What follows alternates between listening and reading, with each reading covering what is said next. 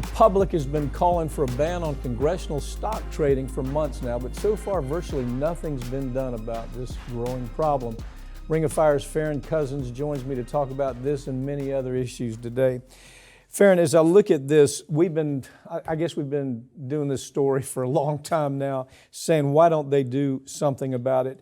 It's almost like they're trying to run out the clock, isn't it? It really is, because this has been an issue, really in the last year. It's picked up. People finally started paying attention because I think we had a total of 126 members of Congress from the House and Senate that have violated this using the knowledge that they've got from these bills to trade stocks. And the numbers are staggering, frankly. Yeah, it really is. The money that they're making. Talk about some of the issues. In other words, they know that something's going to go on with drilling, and then they go energy stock. They know something's going to happen with a war.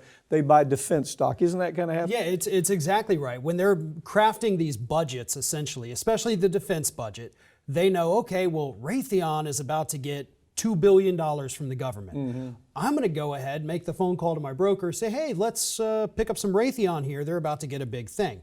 And that is a violation, again, of the Stock Act. But the Stock Act, it basically carries a $200 penalty if you violate it. But they're making hundreds of thousands of dollars, so it's just a $200 fee to do business. If you had that kind of insider information and you weren't in Congress, that can put you in prison, can't it? Oh, yeah, for a very long time. Am I missing something? Is there anything different here? No, as far as we can tell, this really is insider trading. You have knowledge that is not available to the general public that is directly going to affect the stocks of these corporations, and you're using that money or that knowledge to make money for yourself. That is textbook insider trading, but when you're in Congress, they let you do it for, the $200 fee. Well, both the Republicans and the Democrats are saying that it's Pelosi who is stonewalling this.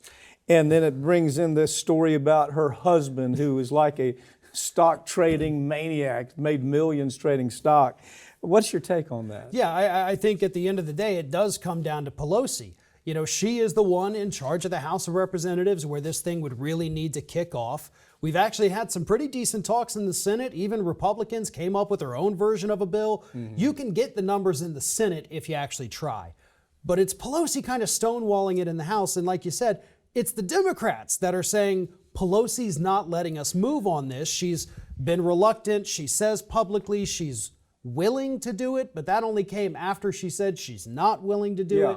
Well, she said she wasn't willing to do it a few times. It wasn't just one statement. I'm not willing to do this. And then all of a sudden she says, I am, but nothing's happening. She's stonewalling. And Schumer's coming to her defense by saying, well, look, it's the Russian invasion. It's Roe v. Wade. It's COVID.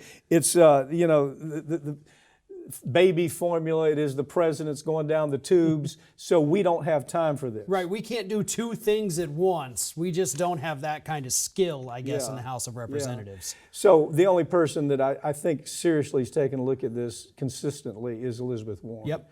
Elizabeth Warren is a true believer in making this stop.